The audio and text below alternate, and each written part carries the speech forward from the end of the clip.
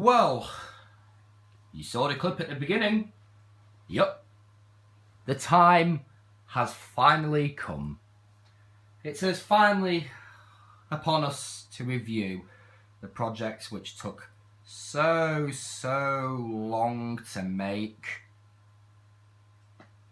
So much stress, so much work, and so much effort went into producing this.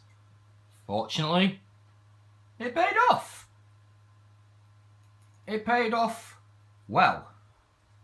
Really well, might I add. It has a few issues, yes, but nothing is perfect. Now, let's get on to the figure itself. In fact, before I do, actually, I was going to do this outside as a special review, but unfortunately, it's snowing outside. And the blue tack, which I used to stand my camera up, got wet and would not stick. I mean, luckily it's dried off now, but it was just causing problems, and everything in the INDOMINUS REX was constantly falling over, and it was just a pain. And also the place was horrible, wet, cold, yeah. And yeah, I'm into Games Workshop, just saying. I'm using this as a stand because it doesn't seem to want, it won't want to stand well on the bed. I've not tried it, but I might try it now. Yeah, it's just going to faceplant. So, ladies and gentlemen, boys and girls, Jurassic enthusiasts, dinosaur nutters, I present to you the INDOMINUS REX action figure. If you're wondering what that sound is, that's my Xbox. Yes, I'm playing LEGO Jurassic World. Trying to get everything on it. I've got this Dark Guy unlocked on it, actually. In fact, speaking of which, that's where the paint job's based from. It's not an accurate paint job. The torso here is not exactly accurate, but the markings on the head are 90% accurate, I'd say, and the same with the legs. The legs are about 80%. So, let's take a closer look at this figure. And as you can see, here's the head, with the yellow eye, the grey details on the neck, the little arms. The torso with the spikes, only about 6 spikes. A lot of them on the head broke off actually, which really does suck. You got the leg here, very nice. You know, it's not the most muscular leg in the world. It's quite skinny, but you know, this is a hybrid dinosaur, and the raptors are quite skinny, so it could be like that. Got some muttling detail effects here. Some paint is scratched off because, well, the ball joint is very tight. And then you've got this all along the tail, mostly white, with the grey details and the hinge there. This piece is actually pewter, and just give me a sec, it's gonna give way again. That piece there is pewter, which is a counterweight for their such heavy head. And if I just turn the figure around and stand it, because it's gonna give way again, it's actually got pewter in its legs. As you can see, the detail matches the other side. And again, that's cracked, that actually broke off. That's the joint cover, which really does suck that it broke off actually. But the detail is more or less mirrored on the other side, and the bit came off there. Oh dear. As you can see, it's mostly mirrored here, the tail. Okay, so let's get on to size and scale.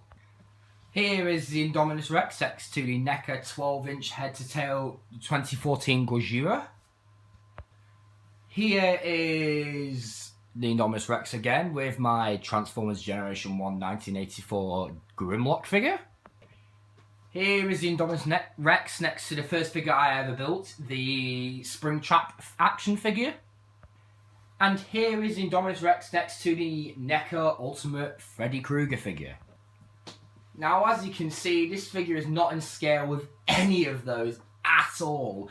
The worst scales, worst in scaling, I'd say, is, well, it's not in scale with any of them, and the scale with them is all pretty bad. He should be at least the same, Grimlock should be at least the same size as him. He should be tiny next to Godzilla, or Gojira, however you want to pronounce it, because it is pronounced Gojira in Japan.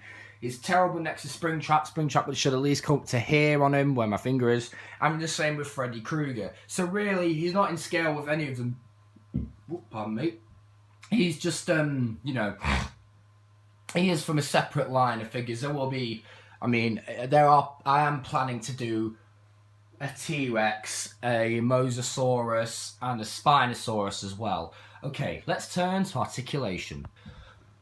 Okay, so for articulation, the head is on a ball joint, so it can go up and down, left and right, and rotates. The jaw can open and close, and it has a sculpted tongue, and in the mouth in there, the tongue is all sculpted.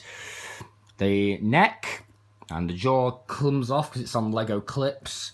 A lot of Lego is used in this, ironically enough. And just give me a sec to reattach the jaw.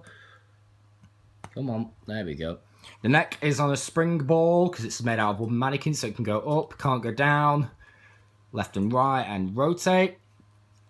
Arms are on spring ball hinges, so they go 360, go in and out. Rotate here, bend at the elbow on the Lego minifigure joint, and hinge and swivel at the wrist.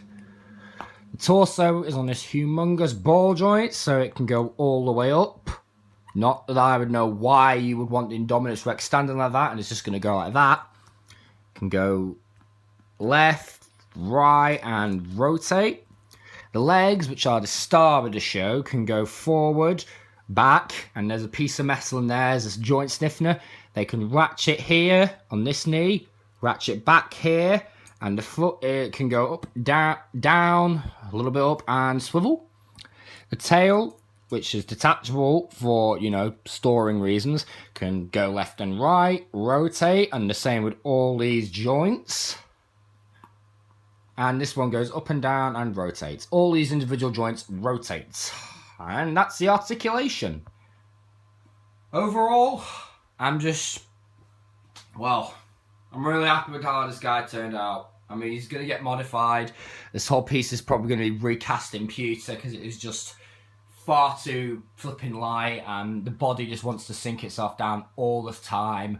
So I'm probably going to cast that in pewter and then repaint it all. But yeah, I mean, next big project I'm working on is from an old 1990s video game, Doom. Yes, Doom. And it is the Cyber Demon. He's already got parts in pewter, his hand is pewter, and the inside of the seats are pewter. I'm trying to include more metal in these, as metal acts as great counterweight, and also metal is just a great product to use. I mean, this whole section of the tail might be cut off and cast in it. As you can probably tell, he's just, you know, budged a bit. His feet might, or I don't know about his feet, but as you can see, he moves a lot on his own. But yeah, overall, I'm just really happy with how this figure turned out. So, rate, comment, subscribe, and remember, if something chases you, run.